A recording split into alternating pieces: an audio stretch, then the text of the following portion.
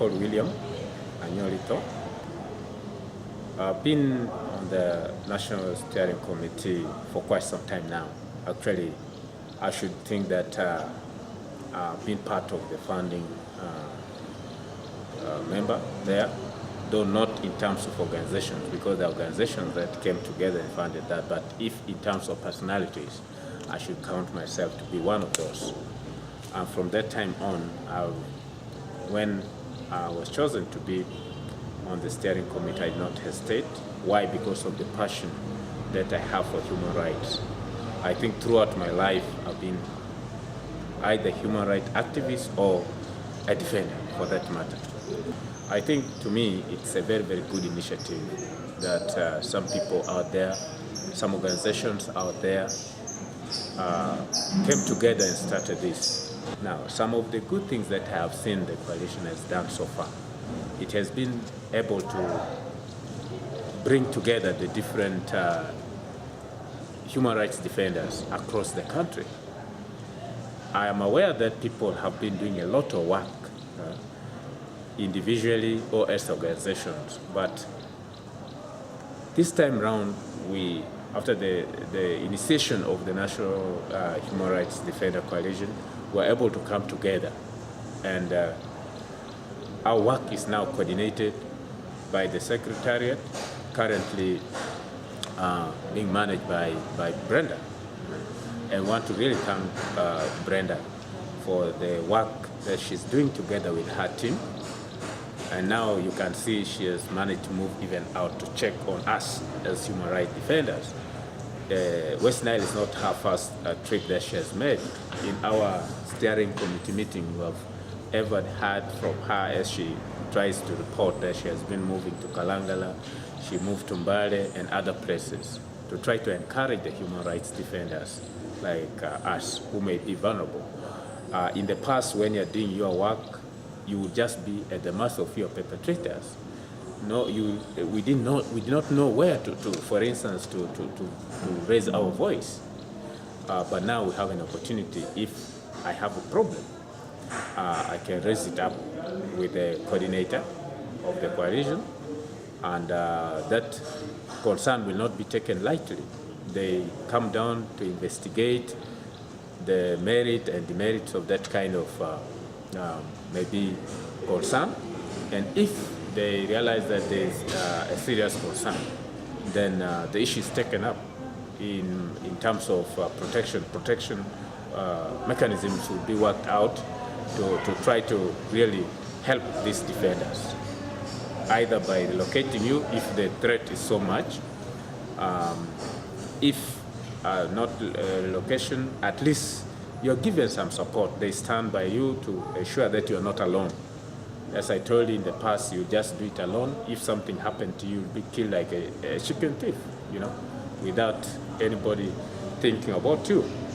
Even local, they'll say, you see, this person thought that maybe he knows too much and let him face it. But today it's not the case, because if something happens to me now, it will be known within a second. All over the country, my colleagues will be there. We do coordinate.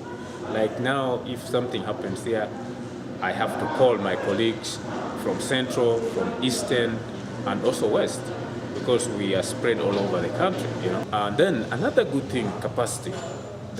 Our capacity has been enhanced, especially around the international mechanisms for the human rights defenders. We are aware that the UN has a mechanism for protecting the human rights defenders.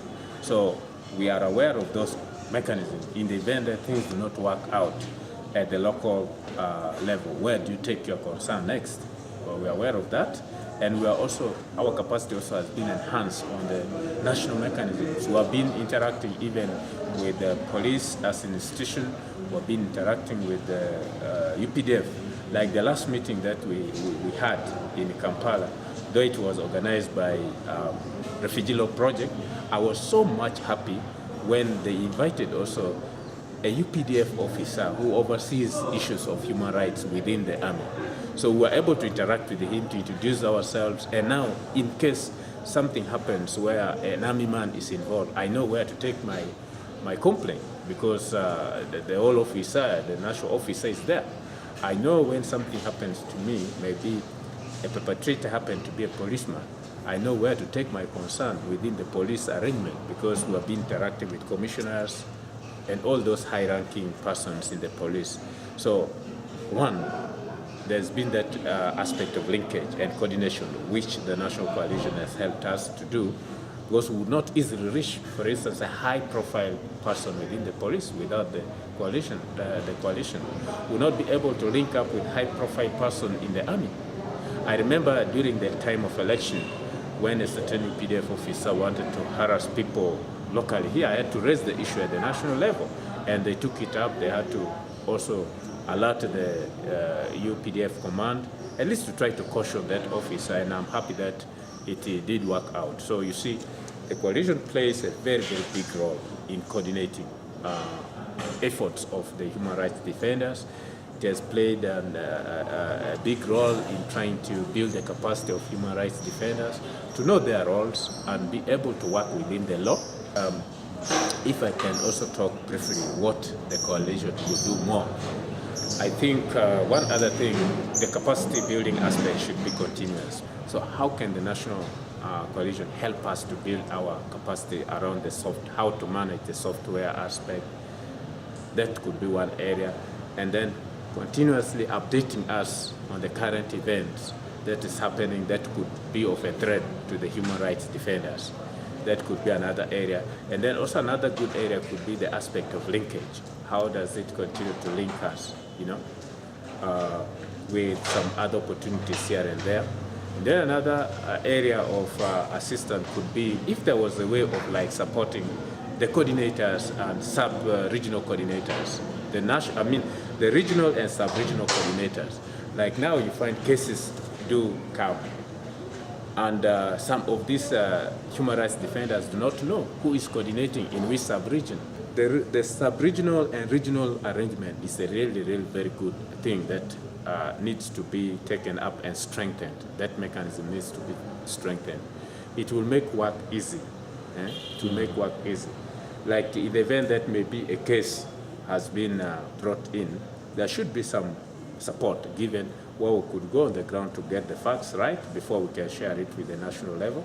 And then also another arrangement could be if there could be some regular kind of meeting for the defenders at the sub-regional level, whereby you find an occasion would be arranged, or an event can be arranged in such a way that the different people who are facing some challenges can come together and share their experience. And then also it can act as a capacity building moment for these human rights defenders, because much as you are a defender, you don't need to just throw your chest there to anything. You need to do it tactfully, you need to do it. Because as a human rights defender, you must first know that your security is paramount. We would rather have a human rights defender who is alive than having a dead one, because once you are dead, you can no longer defend.